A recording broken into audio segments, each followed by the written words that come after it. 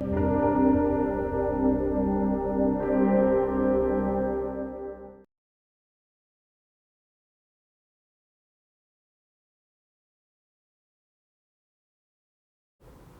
early work indeed was black and white, and that essay I did on the Italian after Robert Frank, the American.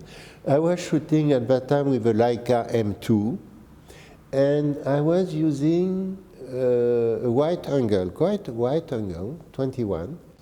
You could shoot very quickly without focusing, because with a wide angle, everything is sharp from 1 meter to the infinity.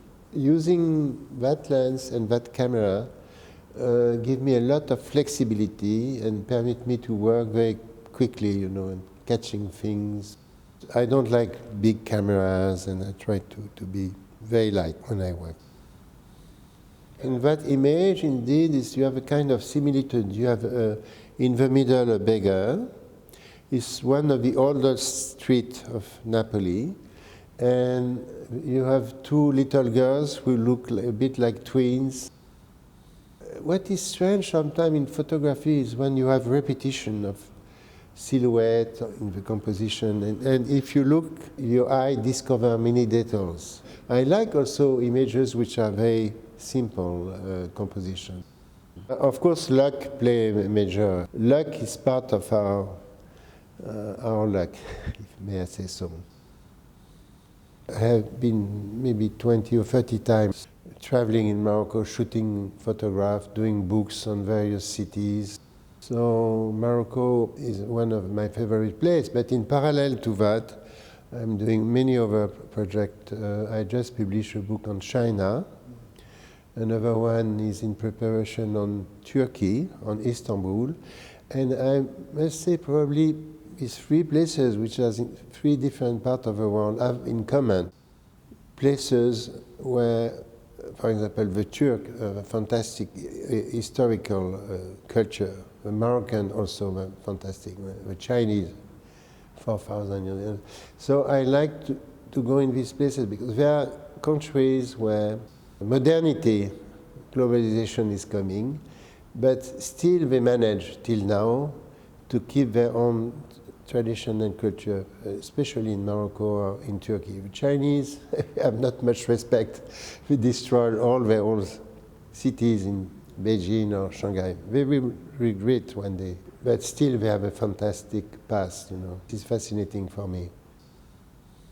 Oh, in Morocco, there is still places where people are very poor, and the tourist with a camera is hoping to make some money by asking money. So I don't like this kind of relationship. So when you photograph in Morocco, you have to be like a fox, which means shoot very quickly before anyone realizes. I never ask permission to take pictures except for portrait. Because if you ask permission, the situation is destroyed. People are not anymore natural. So or you steal the image, like we like to do, but still respecting certain rules, or you have to spend a lot of time, which this is my technique. I will spend 5 or 6 hours in the corner of a street, start to speak with people, and then they forget, and then they ignore me, and then I can shoot natural scenery. It's quite a challenge to shoot in Morocco. I know many photographers who consider themselves as a war photographer. I never want to have that, I'm not a war photographer. It's true that in this situation there is something very special. During the Gulf War, when I was traveling, you know, with this 500 oil rig burning, and the sky was dark, and you hear the noise of the rig, and it was like apocalypse now. In the meantime, you see this GI coming with their Humvee passing.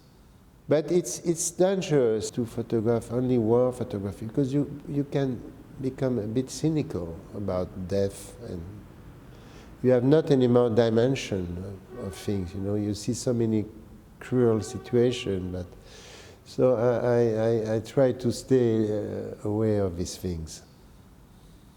Well, in '68, it happened that I was in Paris. Strangely enough, French TV was on strike. Can you imagine? The biggest strike. Millions of students in the street, 10 million workers, all the factories for a few weeks were blocked.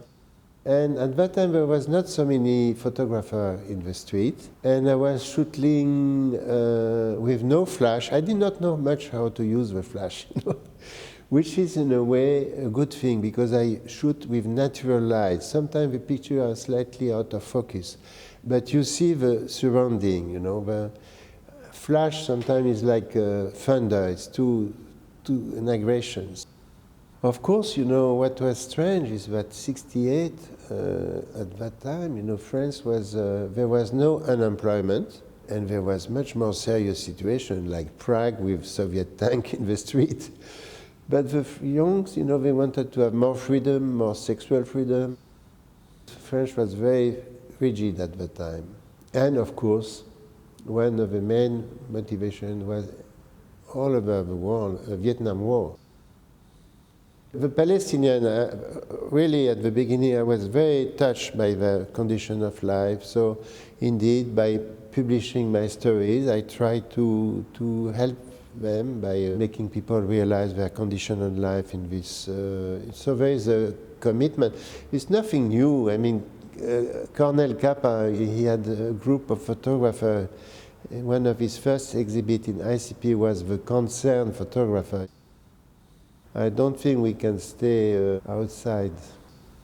It's a very tricky situation, photographer, being war photographer, making compassion and making their own living and then selling prints. And it's a very, very tricky question. But yeah, I think indeed one should have compassion on such situation. I like also very large composition where you see multitude. And there is one image which shows how the church in Poland is strong and finally managed to kick out the communists. It is a huge pilgrimage in the Calvaria, in the Carpat mountain, where you have hundreds of pilgrims during the Holy Week. At Easter, and it was snowing, and you had this thousands of pilgrims with an umbrella on the snow. It's one of my memorable images. Obviously, the major change is because of digital and website, and if you work for this magazine like National Geographic at that time, you had to send your Kodachrome film, because we always use Kodachrome for conservation, because it's a film which is very stable, and which, if you have humidity, the color will be still there. This is why we have all these color prints from the 60s where we were shot in Kodachrome. So at that time, sometimes you don't see your work for 6 months. But today, the big change, is that every night, instead of having good dinner with your friend and a good bottle of wine, you are in your bed editing till 2 o'clock in the morning. I don't know if it is better, but it's very exciting to see your work step by step every day, thanks to the new technology.